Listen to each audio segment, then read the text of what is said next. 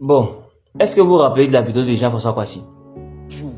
Cette vidéo-là. C'est choquant de savoir qu'il y en a d'autres qui ont 3 millions. Il y a des ministres qui ont tous ces privilèges, qui ont toutes ces voitures. Et déjà, quand on commence par le président de la République, il est le président de la République et le président du RHDP. Je suis contre les cumuls de postes. Je l'invite à démissionner d'un poste.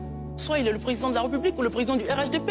Parce que ça crée une certaine confusion à telle enseigne que, pendant les campagnes électorales, vous avez tous entendu notre ministre, haut cadre, haut technocrate, qui s'est permis de dire à des populations dans la MEP, je vais le paraphraser, que si vous ne votez pas pour le président de la République, quand il sera élu, vous n'aurez rien.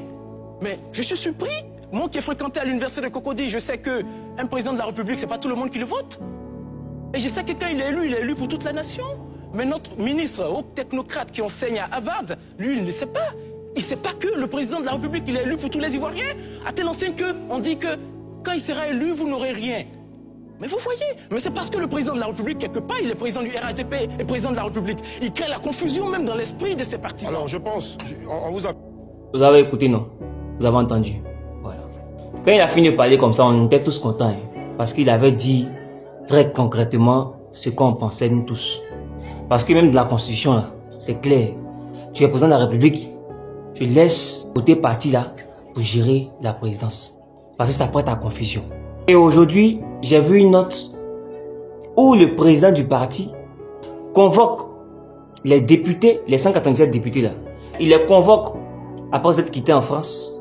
Je précise, après être quitté en France.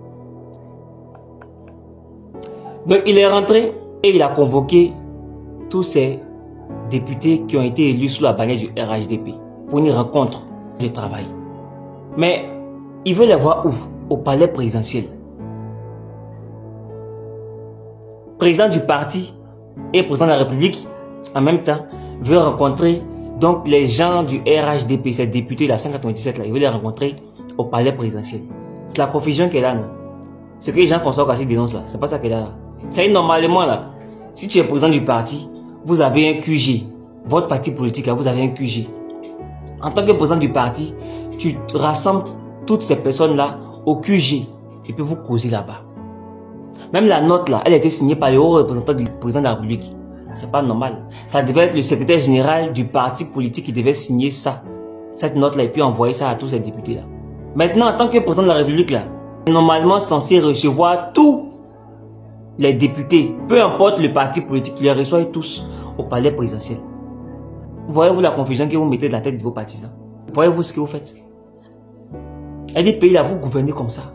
Les règles sont établies, mais vous faites pour vous à votre manière. Vous avez un QG. Rencontrez-vous là-bas uniquement. Appelle tous les députés là, vous rencontrez pour vous parler. Maintenant, tu es président de la République là. C'est pas seulement que les gens du RHDP que tu vas appeler. Tu es censé appeler tous les députés en question. Élus, indépendants comme autre parti politique ou bien. Pour vous là, c'est pas ça. En fait, il y a un problème. Il y a un problème. C'est vraiment... Mais tu vas voir des gens là, qui vont venir contredire ce que j'ai dit. Pourtant, c'est factuel. Hein. Et si la Jean-François Kwasi a raison, n'a pas raison.